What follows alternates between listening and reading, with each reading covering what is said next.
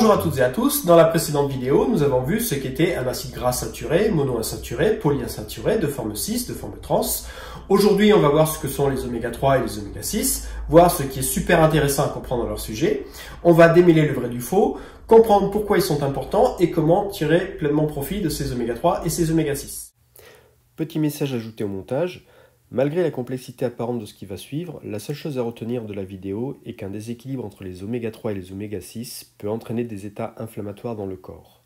La vidéo explique juste pourquoi et dans un deuxième temps, comment gérer ces apports entre oméga 3 et oméga 6 pour éviter ce déséquilibre. Pour commencer, je vais définir ce qu'est une voie métabolique. Le plus simple est de la considérer comme une chaîne de fabrication dans une usine où on rentre de la matière première et chaque ouvrier va apporter une modification avant de passer à l'ouvrier suivant.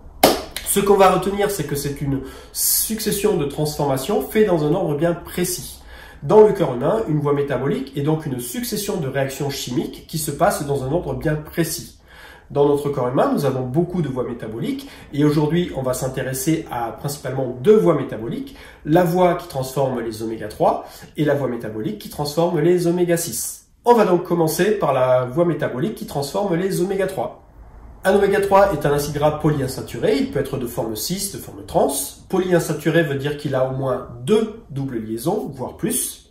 Le 3 vient du fait que la première double liaison apparaît à partir du troisième atome de carbone.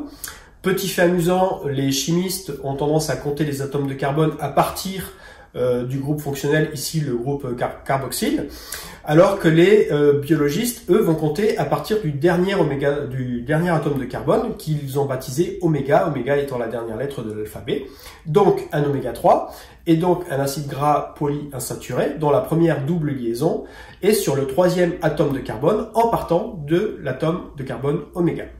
L'oméga 3 qui alimente cette voie métabolique s'appelle l'acide alpha-linolénique. C'est un acide gras polyinsaturé qu'on retrouve dans les huiles végétales, comme l'huile de lin ou l'huile de colza et bien d'autres. On le nomme souvent ALA pour alpha-linolénique acide en anglais.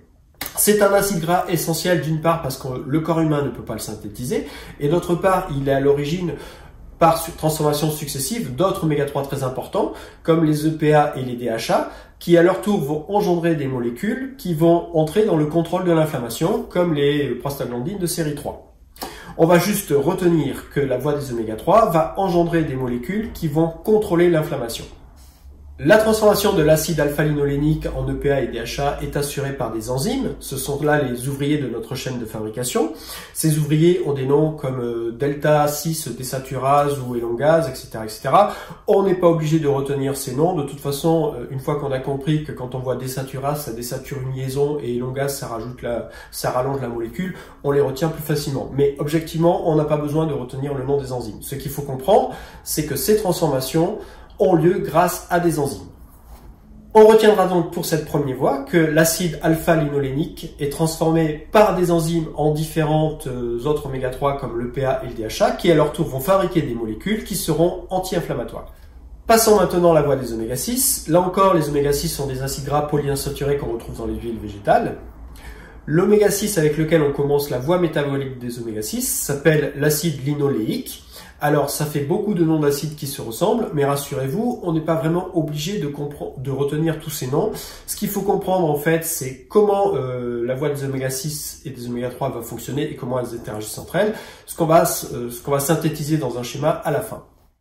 J'ai oublié de vous présenter l'acide linoléique, donc c'est un oméga 6. Donc on retrouve sa première double liaison sur le sixième atome quand on compte à partir de l'atome oméga, comme on l'a fait pour les oméga 3.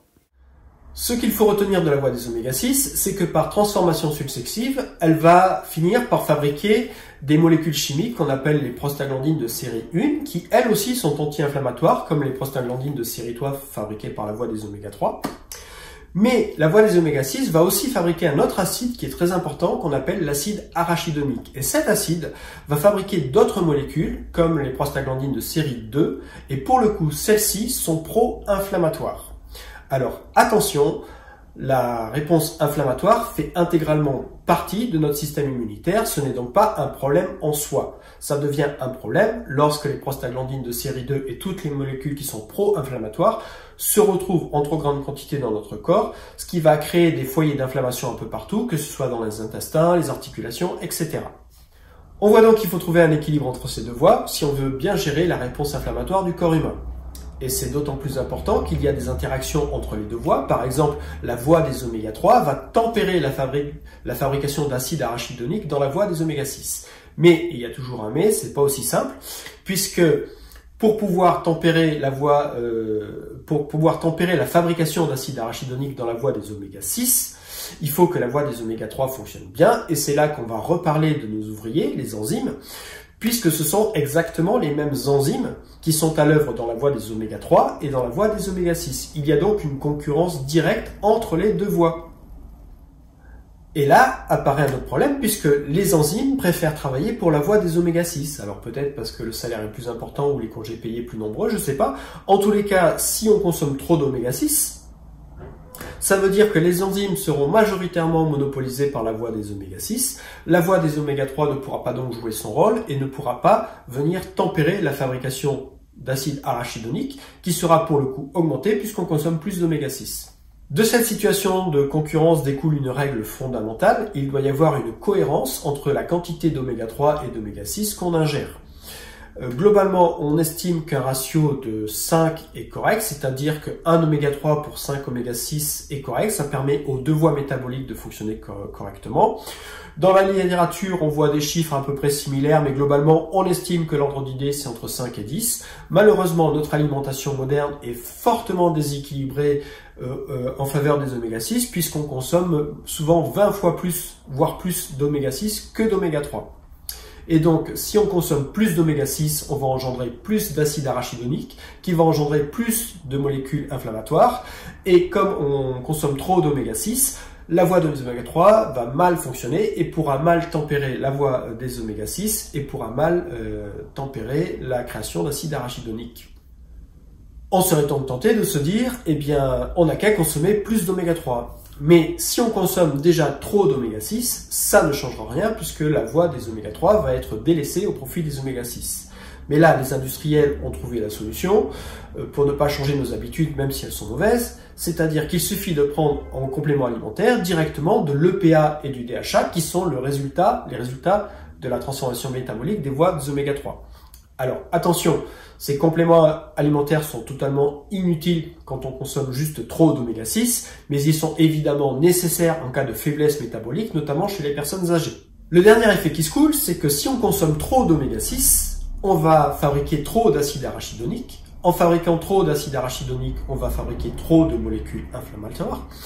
Comme on fait trop d'oméga 6, la voie des oméga 3 va peu tempérer la fabrication d'acide arachidonique. Et le problème de l'acide arachidonique, c'est qu'on en retrouve aussi dans notre alimentation. C'est-à-dire qu'à notre surproduction d'acide arachidonique, on va rajouter de l'acide arachidonique d'origine alimentaire. Et dans quoi on retrouve l'acide arachidonique? Eh bien, comme l'acide arachidonique est le résultat d'un métabolisme, on le retrouve dans tous les produits animaux, que ce soit la viande, le lait, les œufs, le fromage, etc. On comprend donc par la connaissance de la voie des oméga 3 et des oméga 6 qu'une mauvaise alimentation peut très vite déséquilibrer le fonctionnement du corps humain et engendrer des foyers inflammatoires un peu partout dans le corps. Avoir une connaissance sur les huiles végétales permet donc de mieux gérer son équilibre entre les oméga 3 et les oméga 6. Le corollaire de tout ça, c'est que maintenant, on sait qu'il nous faut au minimum 2 huiles dans notre cuisine.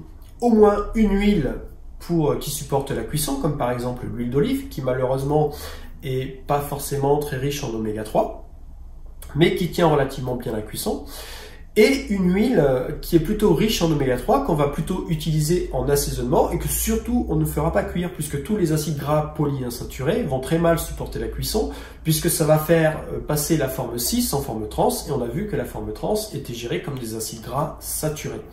Donc, ayez toujours au moins dans votre alimentation une huile réservée à la cuisson et une huile réservée à l'assaisonnement. Alors pour vous faciliter la vie, de plus en plus de fabricants d'huile proposent des mélanges d'huile, souvent à base de lin et de colza, qui sont équilibrés en oméga 3 et en oméga 6, qu'on peut utiliser en assaisonnement sur ses plats ou dans ses salades. Ce qui est important, c'est de comprendre que on ne peut pas se satisfaire juste d'une huile de cuisson si on veut gérer l'apport de nos acides gras essentiels. En résumé, les huiles végétales ne servent pas qu'à diluer les huiles essentielles.